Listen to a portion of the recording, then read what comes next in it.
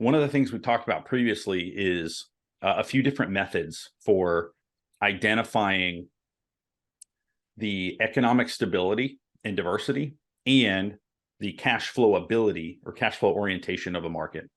And one of the things that you've expressed as being a hesitation or a concern or a fear is seeing inconsistent data, maybe, or maybe even you mentioned bestplaces.net having data that's a little bit deferred or a little bit outdated. For everybody else that hasn't had the interaction, just give me a summary of your concerns and then we'll go from there. Yeah. So just as I've been approaching this from a wider, like just thinking of the wider filter, like first looking at going to US cities that are 100,000 population around there. So looking at that, then narrowing it down to looking at the rent to price ratios and looking for that 1.5%. And then, so when I was looking at that level, looking at that website we talked about last week, just noticed that some of the information seemed, or some of the data just seemed like out of date. Some of it said left updated in 2019. I'm like, okay, there's been so much changes in the in the economy since then.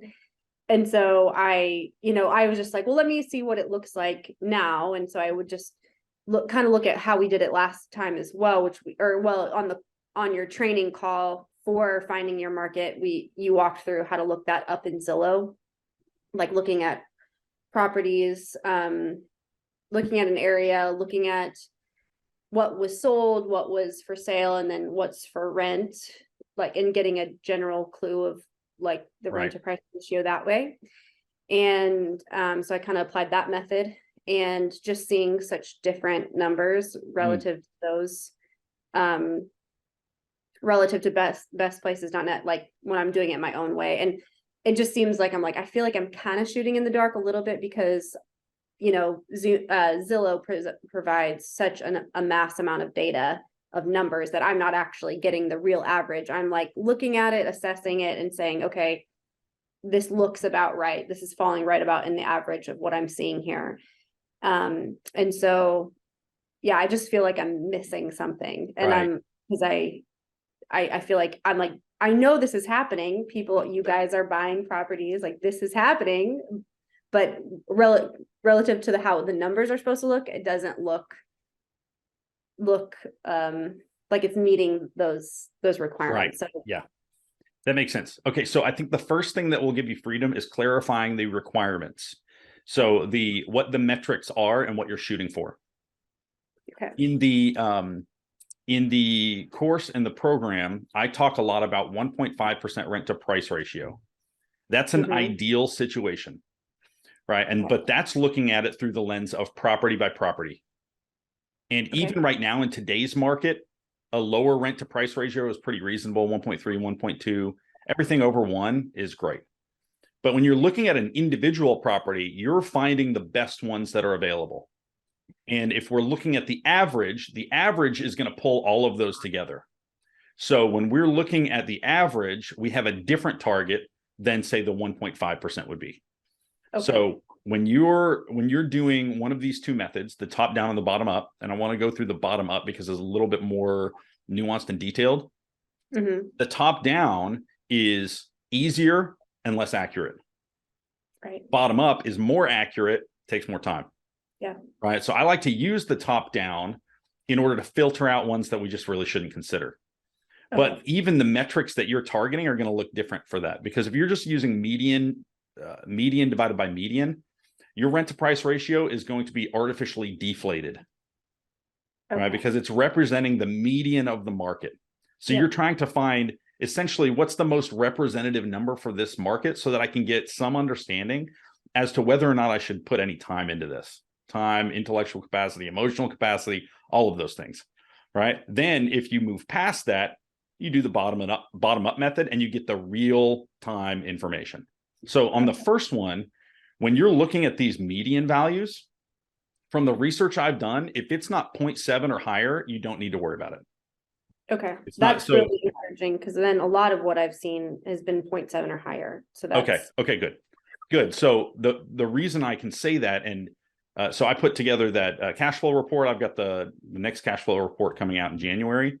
The reason I can say that is I pulled so much data on markets that I've been able to create what I call a relative rent to price ratio, which is the top down approach. So it's median divided by median home price, or median rent of a 3-bed divided by median home price. What this allows you to do is, because I'm pulling all the data from one source, I can now compare markets against each other. If I'm pulling them all from disparate sources, one might be updated yesterday and one might have not been updated since 2018. And so then it gives us a really skewed perspective. But if we're just looking at data that's only been updated in 18, it's easier to find to maintain accurate conclusions from that data, because the size or the difference in Dallas and Indianapolis from 18 to 2022 is probably not incredibly different, right? They're going to be different, but their difference relative to each other is going to be about the same, right? So that's just something to consider. So ideally, for a top-down analysis, you're at 0.8 or above. 0.7 or below, don't even consider it. Okay. Just set it out of your mind. If it's above 0.8, that's something really interesting to continue to look at. If you move to the top-down approach and you start looking at things and you get a 1% market or a 1.1%, that's good.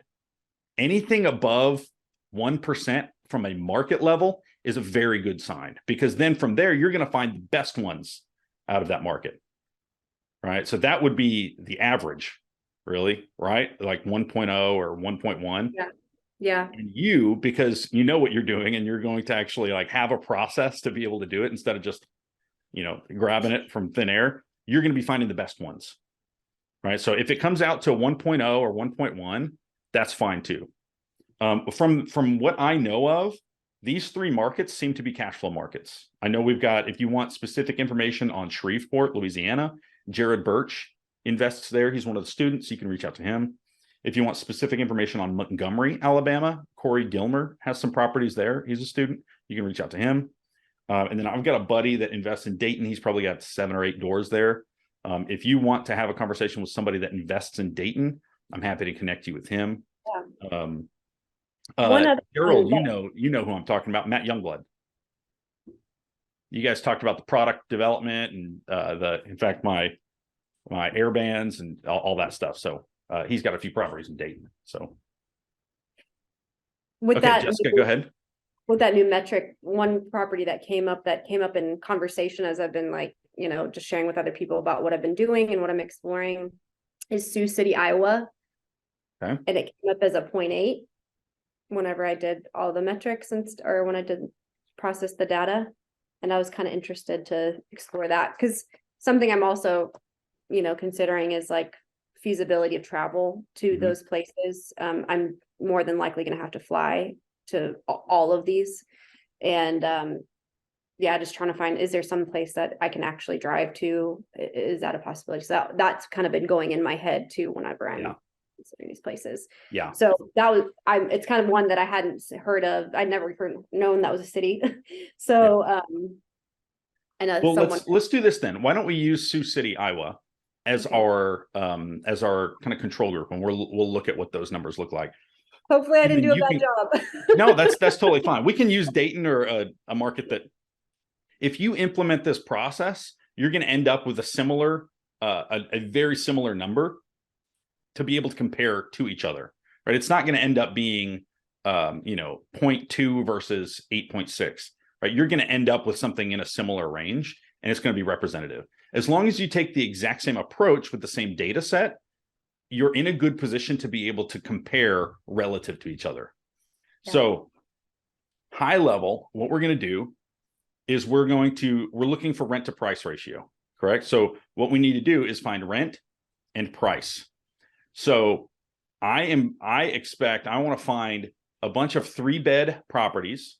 And the reason I say 3-bed is to control a variable, right? We don't want to be comparing 1 bed and 3 beds and 2 beds, because the price can be all over the place.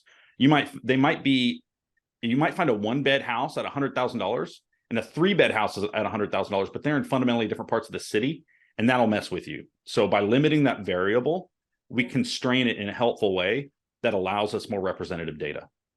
So we're going to constrain it to 3-bed properties, and we're going to look at what those are renting for, right? We want to try and create a standard property.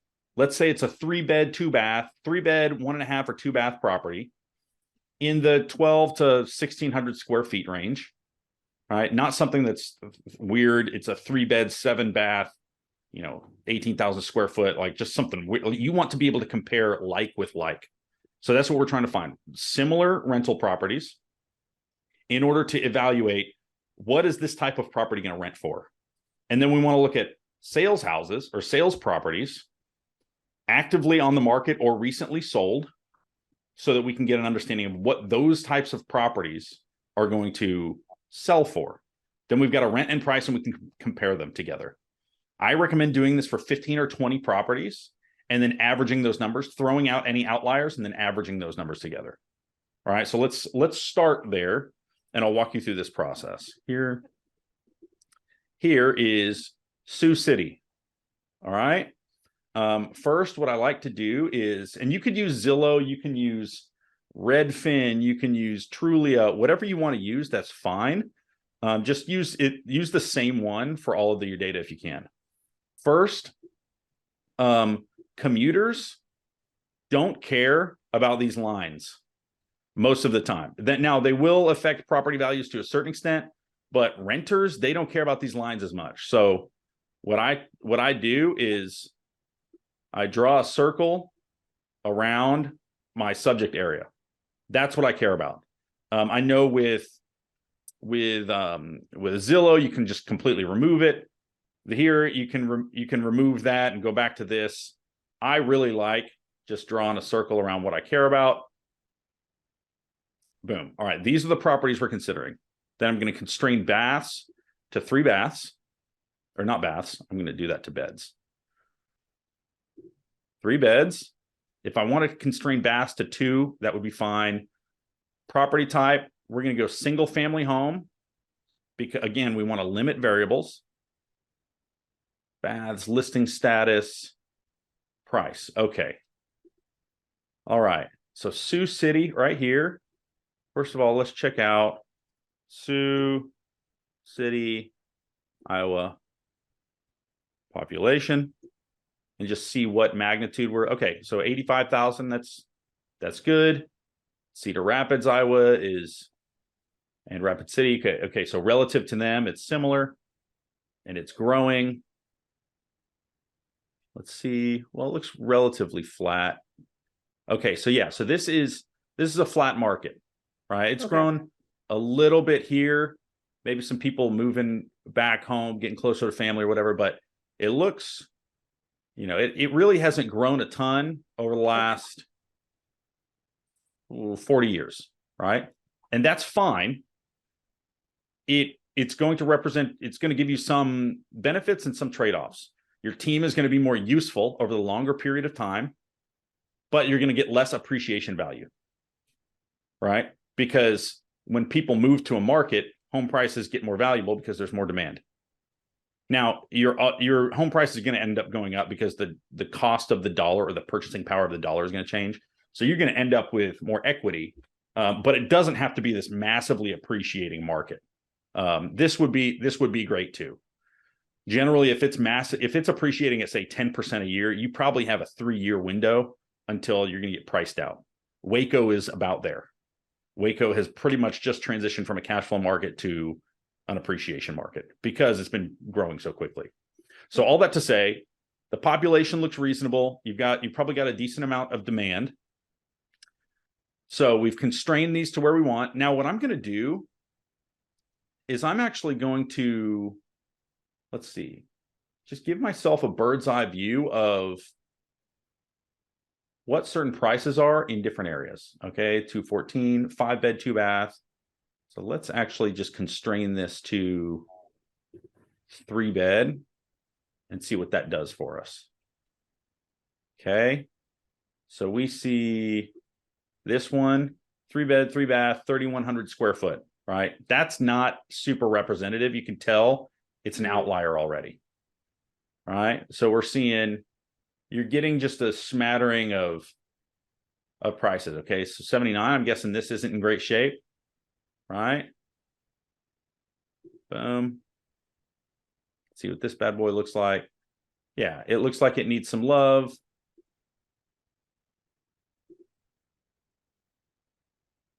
All right. Yeah, it's not, I mean, hey, that is some carpet. But it's honestly, it's not in as bad shape as I thought for 79.5. Okay.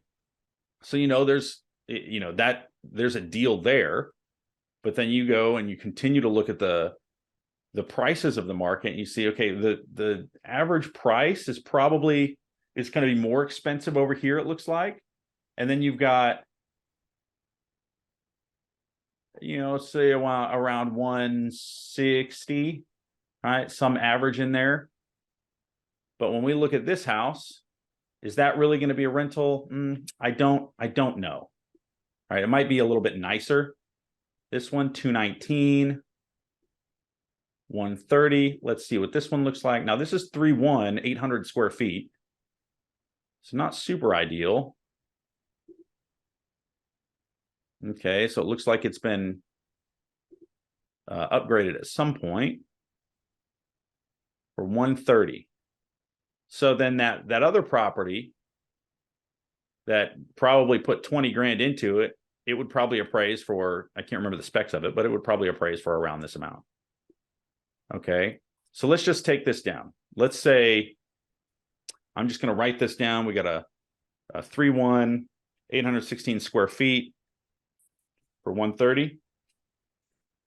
And what I've found to be really helpful is this number, $159 a square foot. All right, that gives us some neutralized number. So if we find something that is in between, we can multiply it out. We'll be average. We'll be close. Been on the market 50 days, so this is probably high. All right, if it were really an accurate representation of the home's value, it would be under contract or exactly under contract. But this is probably a little bit high. They're probably gonna have to decrease the price. All right, let's see what this one looks like. Pending, that's good. 3.1, 1,300 square feet. That's similar to what we're looking for. 3.2, 2,400 square feet. That's not super representative. 2,100 square feet. 3.1,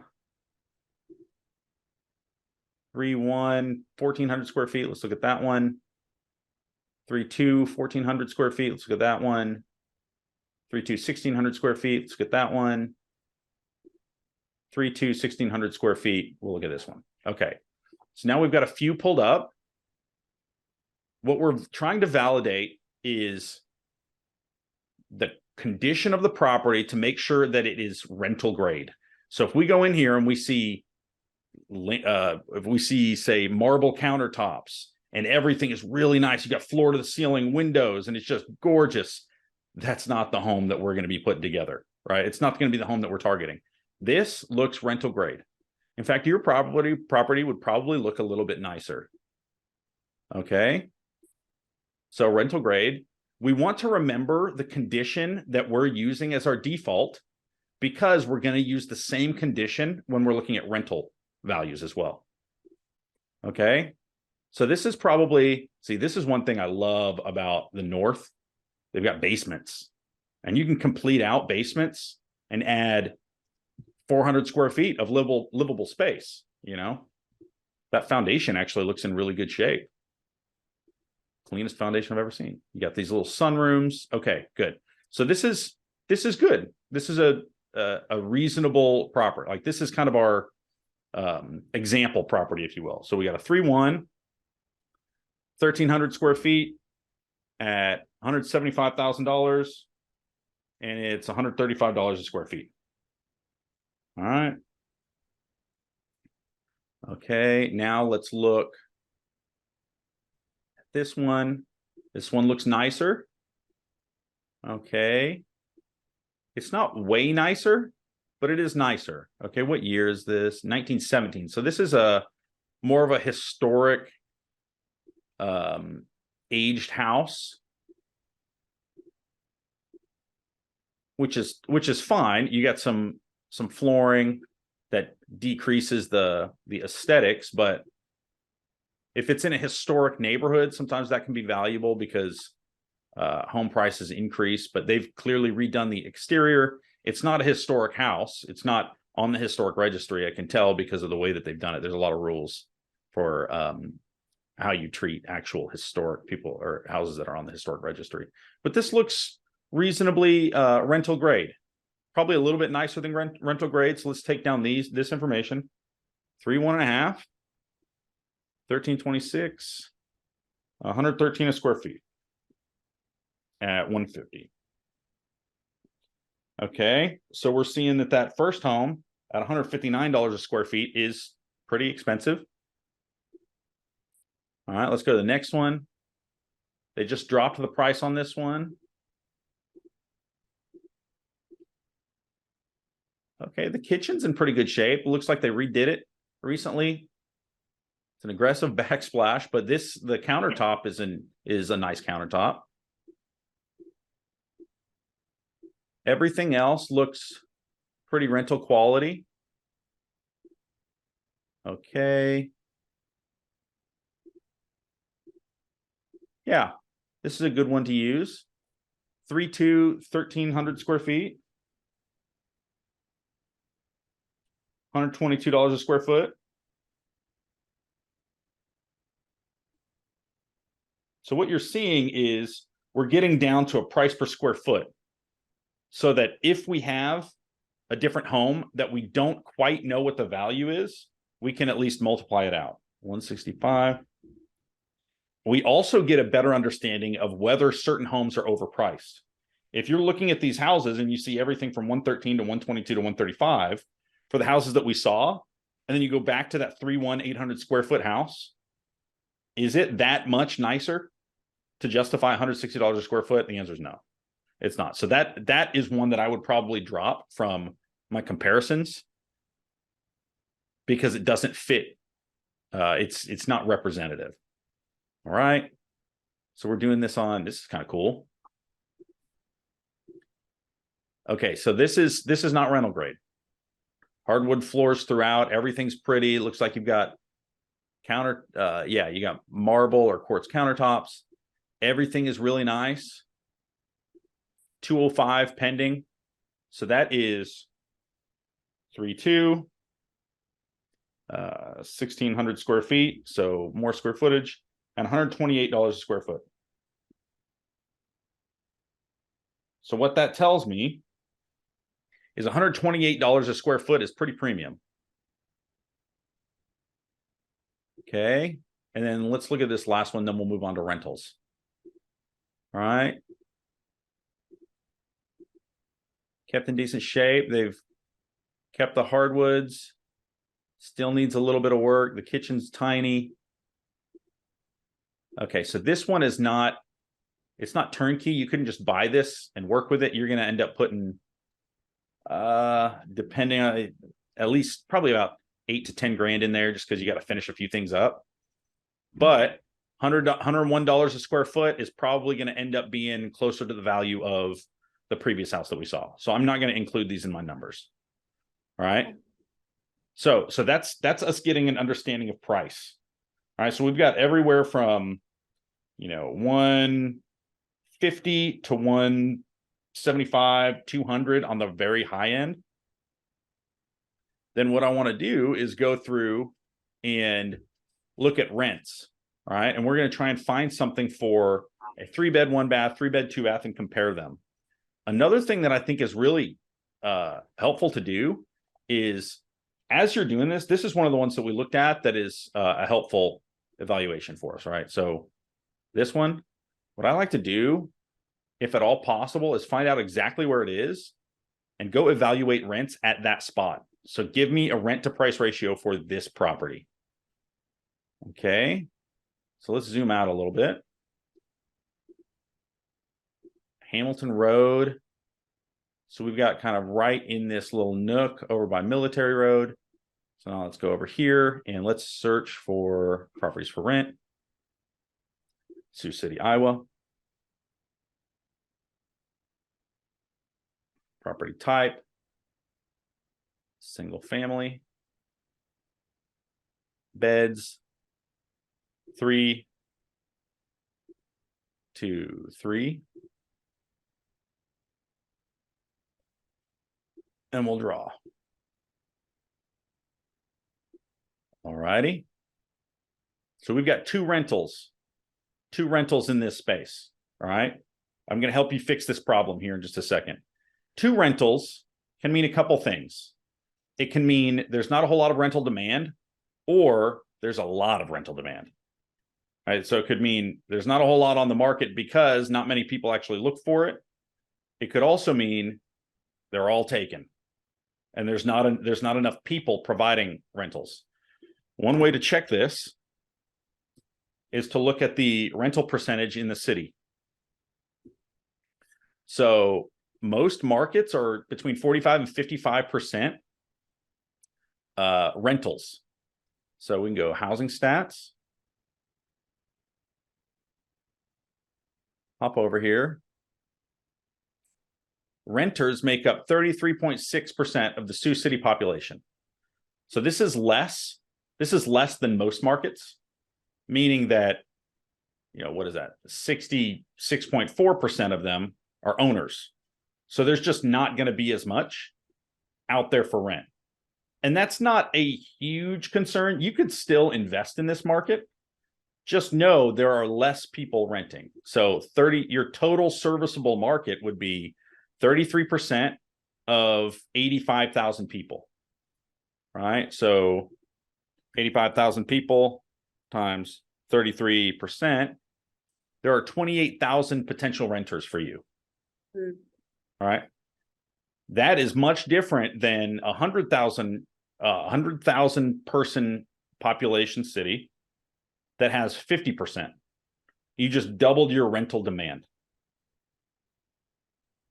Right. So this is something that as I discovered, I say, interesting. That's a yellow, or that's at least a negative on Sioux City. Now, if it cash flows really, really well, fine, great. You'll be able to make it work. But with more demand comes more pricing power. So you can increase rents and things like that. So let's just look at this one property. We're over by Military Road. Let's find this area first. Military Road over by Sioux City State Prairie Reserve. Okay, this is the right spot right here. If we're over constrained and we don't have anything in here, I'm going to open this up, and we've got one property, 870. This is a 1-bed, 1-bath. All right, that's not a ton of data for us to go with, so I'm actually just going to completely open it up. Let's see what else is out there. Okay, so we've got some apartments. It looks like there's a good amount of apartments. When you're using apartment numbers can be very, very helpful for you. Because if I were to ask you this question, the answer would be pretty clear to you. Which is more valuable? If the quality is exactly the same, the square footage and everything is exactly the same, the layout's the exact the same. Which house is more valuable, or which property is more valuable? A house or an apartment? A house, right? That's very clear. People will pay more to have a house of their own rather than an apartment, all things equal. So if we're looking at an apartment and it's the exact same quality, then we can reasonably assume that rent is going to be higher in a home. Let's see. So this isn't really an apartment. This is a mobile home community. All right. So the inside's probably going to be really nice, but it's harder to compare those. So I don't compare mobile homes. What you can do here is go look at these 1- and 2-bed rents. Okay. The condition's probably going to be nicer. Okay, not that much nicer. Okay. 2-bed. So let's assume a 2-bed, 2-bath at 1,100 square feet is 1,170. All right. You have to make reasonable assumptions here. So that means that a 3-bed house with more would be worth more than that, right? More square footage would be worth more than that. So let's just take that as one data point. Let's go back over here, see what else is around here, because we're looking in this house is right here, right? $1,500 a month. This is a 3-bed, 2-bath. Looks like a duplex, triplex, I guess. So 3-bed, 2-bath, 1,900 square feet. So this is big. So yours would likely not be this big. Includes pets. Okay. It was listed 3 weeks ago. If it was listed 3 months ago, then $1,500 is not market rate. So let's see. Okay, so it's nothing special. All right, that's rental grade. So what I would say is yours, if we're looking at our specific property, that is this one, I believe. Yeah. Military Road. Let's go back and see the specs. I believe that was 1,400 square feet. So I'd say a little bit less. Let's just say $1,400 a month. Okay. And I think that's conservative, because if you look at this, you're getting just under $1 a square foot for this amount, right? And it's not much, it's not super special. There's not anything special about that. Okay, this is a 1-bed, 1-bath, 1-bed, 1-bath. So we're going to be able to charge more than $700. 1 to 2-bed, 1-bath, $1,600 a month. 1-bed, 1-bath. What's over here? 3-bed, 2-bath. No. Do this.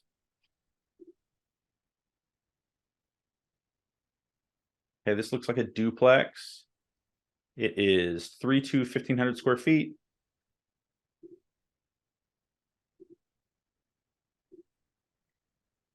Okay. Laminate countertops. A nice view. And I think it might be a mobile home. I think I saw some stilts on there. Manufacturer, let's see. Okay, so it's a townhome. Okay, so then this is 1,500 square feet at $1,400 a month. All right, so let's just say that house that we were looking at, that 165, that we're trying to run a comp for, it is a rent of 1,400 divided by 165, 8.5%. All right, that's fine. It's nothing I would write home about, but it's fine. Like there might be some better deals there. So let's go and find something else. Let's find one of the other properties that we looked at, and we'll see if we can run a comp for it. All right, Sioux City, Iowa. Should have just kept those open. Okay, 1.5, 1,800 square feet. No, that's not one that we looked at. Beds from 3 to 3. Property type, single family home.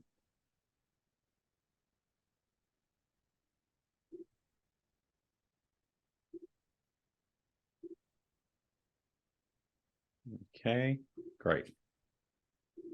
All right, let's find the other house that we're looking at. 134. Okay, so this is a 3-bed, 2-bath, 1,400 square foot house. Let's look at this one.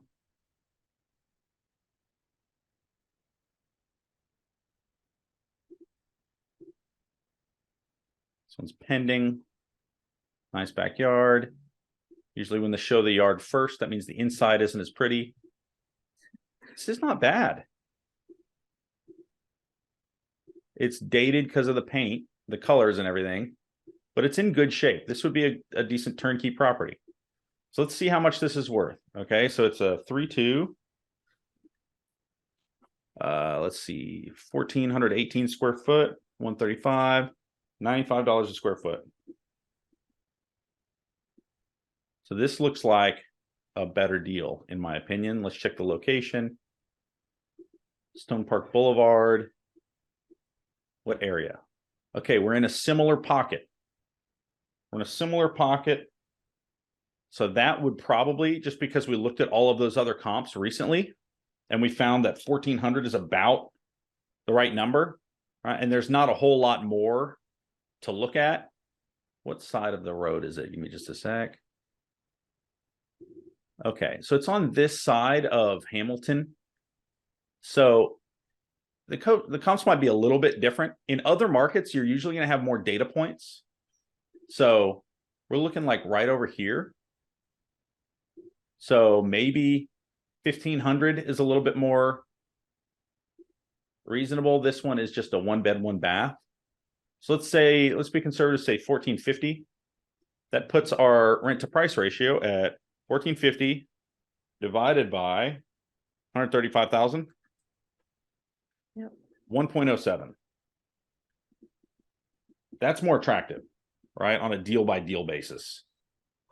Like that looks like a little bit better deal. So then what you're going to do is you're going to do this for, let's say 15 properties and come up with a rent to price ratio. And you'll have everything from 8.5 to 1.07. You might find a really great deal at 1.56. Throw out the outliers and take the average. Okay. All right. And then you're going to end up with a market value. So for this one, let's just say that it's 1%. Then you're going to go do the exact same thing for, let's just go see what it looks like for Dayton.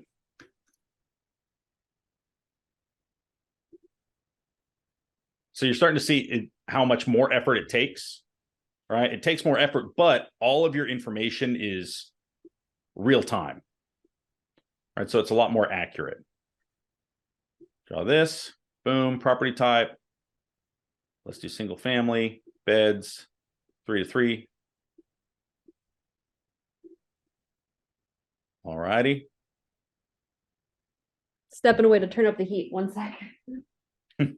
Of course. All righty.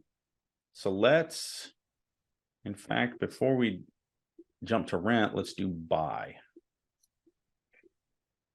Enterprise, Dayton, Ohio.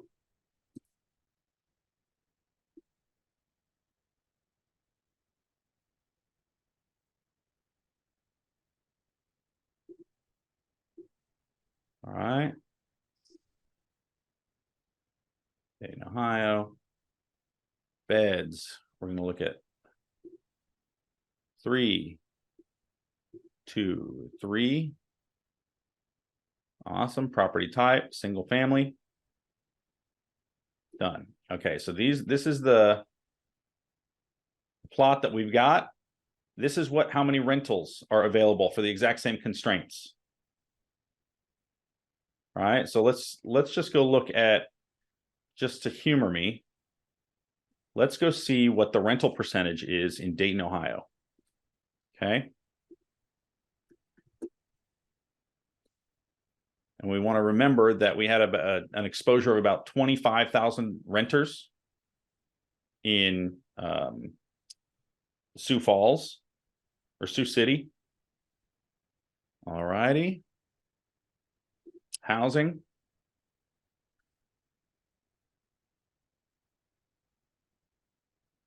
Okay, renters make up almost 40, so 39.1%. How many people are in it? 139,900. Okay, so 139,900 times 39%. That's over double the amount of renters, right? So if the numbers are similar in this market and Sioux City, I would invest in Dayton. Right. Because you've got a healthier rental market here. Okay, so now let's go back to what we were looking at. And let's just find 1 or 2 properties. All right, here.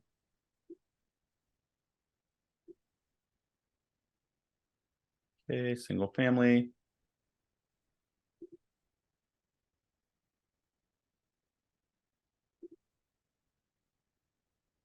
$3.2 thousand square foot, 125. 3.1, 13.8. That looks like our property, right? A 3.1 or 2 around say 14, 15 square foot. Let's look at this one. Let's see if it's similar condition. It's not too nice. It's just rental grade. Keep looking at these. Okay. Now, okay, so the kitchen's not finished. Okay, so this isn't one that's helpful for us to use. All right, so let's not use that one. So real quick, you're looking with this, we're always looking for turnkey. Yeah. For the most part. Right. So when you're looking for actual deals, you're not necessarily always looking for turnkey, but when you're trying to evaluate the total market availability and rent to price ratio, you don't want to be over ambitious and because if you do that, what you're going to do is your rent to price ratio is going to be skewed, because you're going to find the rent for a 3-bed 1-bath, and let's say that's $1,400 a month divided by $75,000. Your rent to price ratio is going to be 1.7. But that house is going to take X amount of dollars to fix up. So really, you're going to be all in at $95,000, and your numbers are going to be off. So that's why I recommend just using turnkey, because it'll give you a more representative understanding of what the market looks like. Okay, so this is a 3.1, 1,300 square foot house. Let's check this one out. One photo, so it's not really, we can't really tell.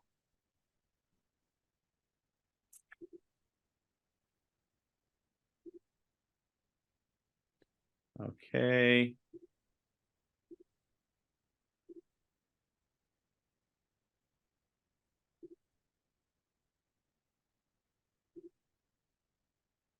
Okay, so that one probably needs work.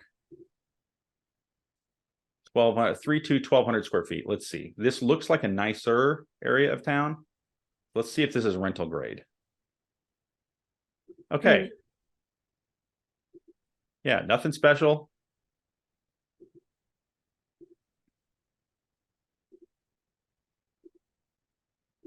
Okay, so now let's use this one. This is $116 a square foot. So it's 139. It's a 3.2, 1,200. And 116.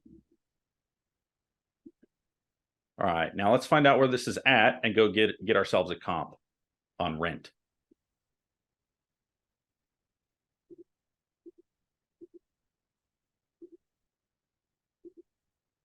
Okay, so it's going to be southeast,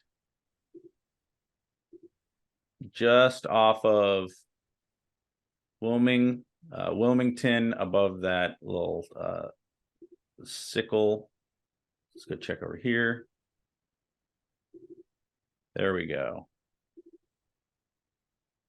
So we are looking in this area, right? Now with major streets, usually when you cross a major street, there's more potential for the quality of houses and rental demand to be different. So I think these might be more representative than this one. The only thing that makes me hesitate on that is these are more dense, so they could be newer developments. Okay, so 3.2, 1,265. Let's see what this quality is. You can tell the outside is already a little bit nicer.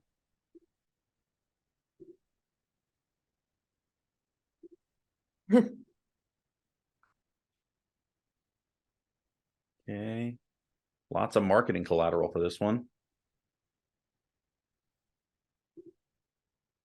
Okay. So yeah, rental grade plus, right? Like it's a nice rental, but it's rental. All right, so this is nicer than the subject property that we saw.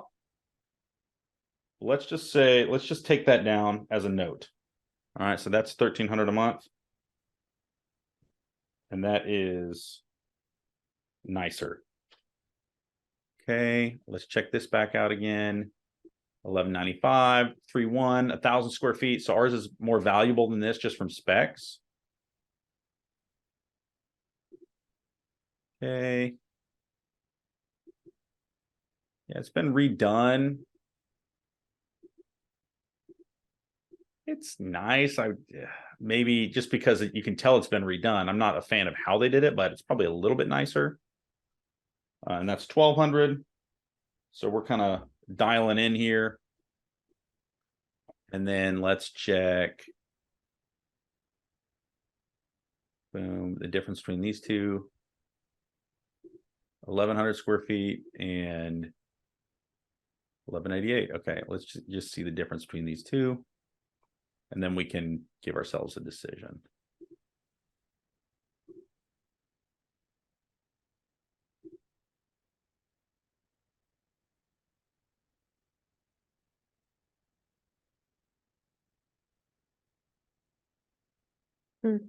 Okay. This is closer to our subject house, right? It's just got, it looks a little bit older, right? So that one's pretty accurate. And that is 1,275. And then this one right here, 1350-31. Let's see see what quality it is. Okay, so this looks nicer. Right? You see, this is actual hardwood.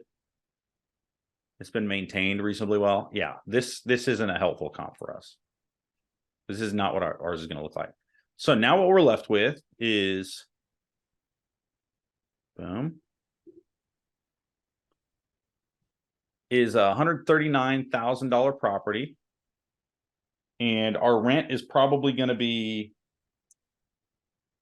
let's see, I think 1,300, let's say 1,250. That puts us at rent divided by 139.9. Right? That's fine. It's, it might not sound much better than the 8.5. 0.9 is much better than 0.85. But if we continue to do more of these, I'm optimistic that, I think this is probably a nicer area of town, and that some of these, 117, 119, if I filter this from lowest price, we're going to see that a lot of these houses are in different areas of town. Okay. Okay. $25,000. Goodness. Wonder what that condition is.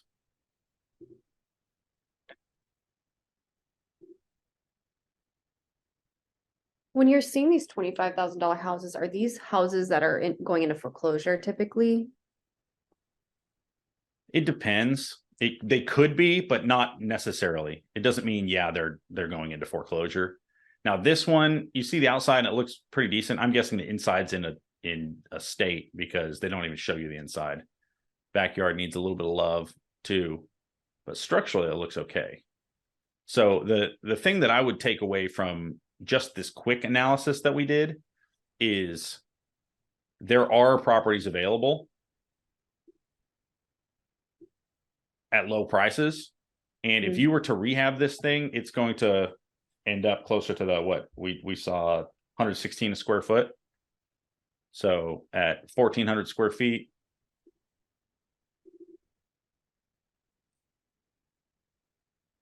times, let's just say 100 square foot, 142.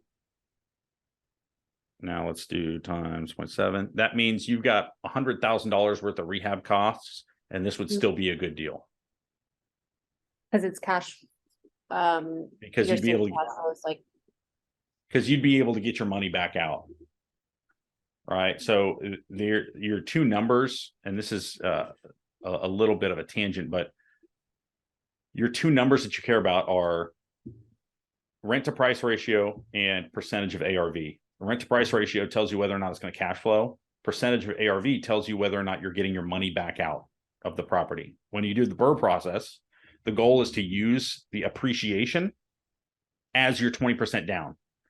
So this 0.7%, this 70%, multiplied by this gives us 20% as our 20% down number, and then an extra 10% for ancillary costs, like holding costs for insurance or for interest on your loan, and closing costs, and other costs like that. So does that make sense?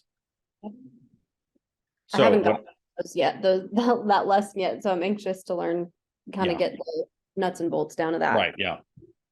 So that's just that's an example of what I would do. I would go around and I would pick properties that fit that mold. So the 3-bed, 1 or 2 bath, say 1,100 to 1,600 square feet, and try and give each property a rent to price ratio. Do that for, say, 15 properties in the market, and then average that out. That's your market, right? That's your market rent to price ratio. Yep. And then compare that against other markets, right? Okay. So if you're going to do this, I would recommend doing this for Dayton, Shreveport, and Montgomery, Alabama. Cool. Guess I wanted to be cool and see if I could find this new edgy place that no one knew about. Well, and that's fine. I mean, there's bound to be ones out there for sure. But one of the nice things about real estate investing is if other people are doing it, now you don't want to put yourself in a position where it's overly competitive, but if other people are doing it, they validated it for you, right? They validated the market for you. So you can go in to water cooler areas and like Facebook groups and ask, hey, what rent to price ratio are you guys seeing on properties that you're purchasing turnkey? You ask the same question in different market, if they've got different Facebook groups, and you can get some responses. That will at least give you some data points. Okay. Awesome. Yeah, thank you. That was super practical questions, though. That's helpful because the market is the most, a lot of this is more science than it is art. And I think when I started, I was kind of hoping for it to be more art than science because it would make me feel more, it would serve my vanity. The one area that is more art than science is selecting the market. There's just so many variables going on. I like just give me numbers that tell me that. Yeah. That makes me feel better. So, but yeah, this is super helpful. So thanks, Blake. Great. Of course. Awesome. Hey, thanks for watching. If this was helpful to you and you want to keep learning the most productive insider secrets about real estate investing, subscribe here. If you're ready to start building your cash flowing portfolio and do what I did, build a multi-million-dollar portfolio in 18 months so that you can quit the rat race 9 to 5 in less than 3 years, and you want someone to walk you through the entire process step by step so that you can move faster with less risk, be protected from risk, then click here to learn how I work with people. And I will show you how I help people get their first cash flowing rental in 90 days. Don't stay trapped. Become financially free so you can do what matters.